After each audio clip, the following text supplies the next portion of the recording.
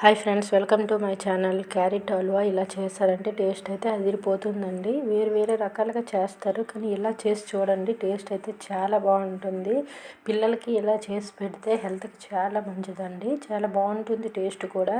First అయితే నేను ఇలాంటి క్యారెట్ అయితే తీసుకున్నానండి. ఆరెంజ్ కలర్ కాకుండా ఇలా పింక్ కలర్లో ఉండే క్యారెట్స్ అయితే తీసుకున్నానండి. తీసుకొని దీన్ని బాగా వాష్ చేసి పైన పొట్టంతా తీసుకొని పెట్టుకున్నానండి. చూడండి, దీనికి తడిగా లేకుండా కొంచెము మనము క్లాత్తో ఈ తడినంతా తుడిచేయాలండి. తుడిచేసి అప్పుడు మనము దీంతో తురుముకోవాలండి. ఫస్ట్ అయితే నేనైతే వెడల్పుగా ఉండే కడాయి తీసుకున్నానండి. తీసుకొని దానిలో 1/2 లీటర్ పాల ప్యాకెట్ అయితే తీసుకొని వేసుకున్నాను. ఆవు పాలు అయితే పలచగా ఉంటాయి కనుక నేను ఆవు పాలు అయితే తీసుకోలేదండి. ప్యాకెట్ పాలు ఒక ప్యాకెట్ తీసుకున్నాను. 1/2 లీటర్ తీసుకొని చేసుకుంటున్నానండి. చూడండి, ఒక 1/2 లీటర్ పాలు వేసి ఇది బాగా దగ్గరగా అయ్యే వరకు మనమైతే పాలు చేయాలండి. అందుకోసమే నేను ఫస్టే పాలు వేసి పెట్టుకొని తర్వాత అయితే తురుముకున్నానండి. అందులో పాలు మరుగుతాయి కదా, అందుకోసమని తర్వాత అయితే ఇది తురుముకుంటున్నానండి. ఇలా మనం క్యారెట్ తురిమేటప్పుడు సన్నగా రావాలండి. సన్నగా వచ్చేటట్లు మనం అయితే క్యారెట్స్ అన్నీ తురుముకోవాలి.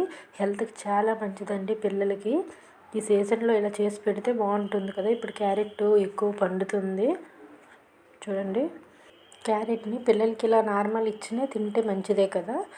మనము ఇలా క్యారెట్ హల్వాలా చేసుకుంటే చాలా ఇష్టంగా తింటారు. కొత్తగా ఉంటుంది కదా, ఒకసారి ట్రై చేసి అయితే చూడండి. చాలా బాగుంటుందండి. టేస్ట్ అయితే చాలా బాగుంది. మొత్తం అయితే ఇలా అన్ని క్యారెట్లు కూడా నేనైతే తురుముకొని పెట్టుకుంటున్నానండి. ఈ క్యారెట్స్ అయితే మంచి టేస్ట్ బాగుంటుంది. ఈ పింక్ కలర్లో ఉండే క్యారెట్, ఆరెంజ్ కలర్ క్యారెట్ అయితే సరే కొంచెము చప్పగా ఉంటుందండి. టేస్ట్ తీయగా ఉండదు. ఈ క్యారెట్ అయితే తీయగా ఉంటుంది. హల్వా చేసేటప్పుడు ఈ క్యారెట్స్ అయితే బాగుంటాయి. చూడండి, తడి లేకుండా మాత్రం మనము దీన్ని తుడుచుకొని మాత్రమే ఇలా చేసుకోవాలండి. లేకపోతే తడి ఉంటే తొందరగా పాడైపోతుంది. ఇలా అయితే ఎక్కువ రోజులు ఉంటుందండి. ఇలా మొత్తము తురిమి పెట్టుకున్నానండి అన్ని క్యారెట్స్ కూడాను.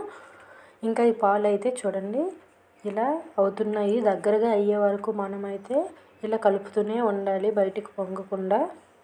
చూడండి, మనము చిన్న బర్తలు తీసుకున్నామనుకో అవన్నీ పొంగిపోయి కింద పడిపోతాయండి. అలా కాకుండా వెడల్పు ఎక్కువగా ఉండేది తీసుకుంటే ఇలా లోపలగా ఉండిపోతాయి పాలన్నీ పొంగకుండా. అంతలో మనము క్యారెట్ను కూడా రెడీ చేసి పెట్టుకోవచ్చు.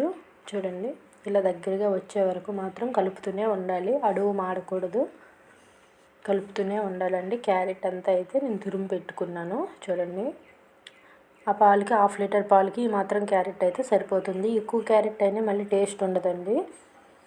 చూడండి, ఇలా క్యారెట్ అంతా తురుము పెట్టుకున్నాక చూడండి, పాలు ఇలా దగ్గరగా అవ్వాలండి. కలుపుతూనే ఉండాలి, మాడకూడదు. సైడ్లకి అంటుకుంటే అదంతా లోపలిగా వచ్చేటట్లు మనమైతే చూసుకోవాలి.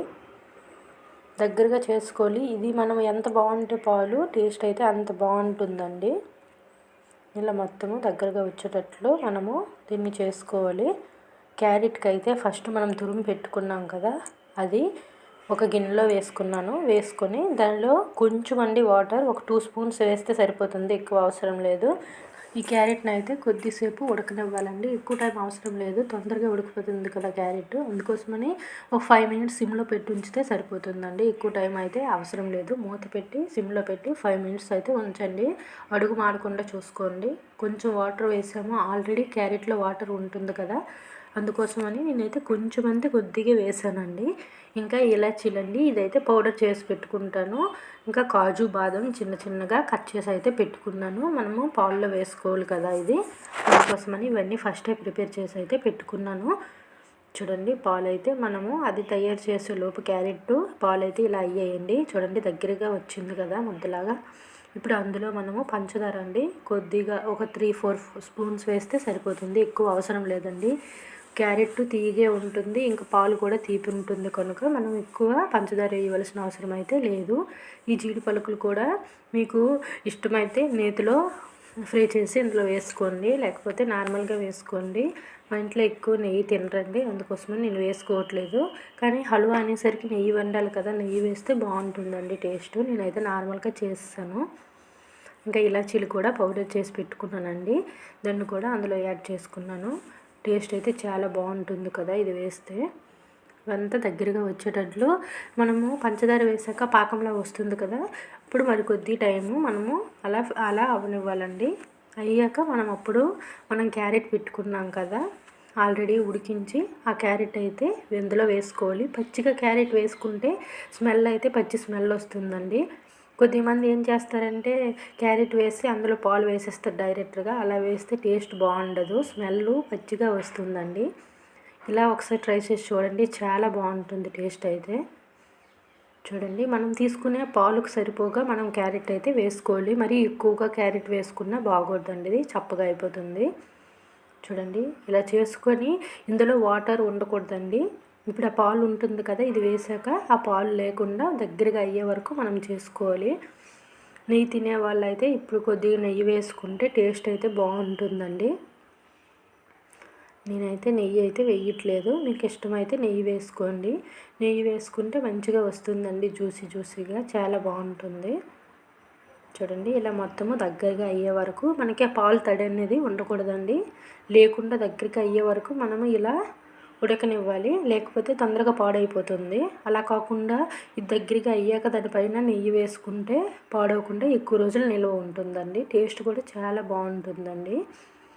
చూడండి, ఇలా దగ్గరగా అయ్యే వరకు కలుపుతూనే ఉండాలి.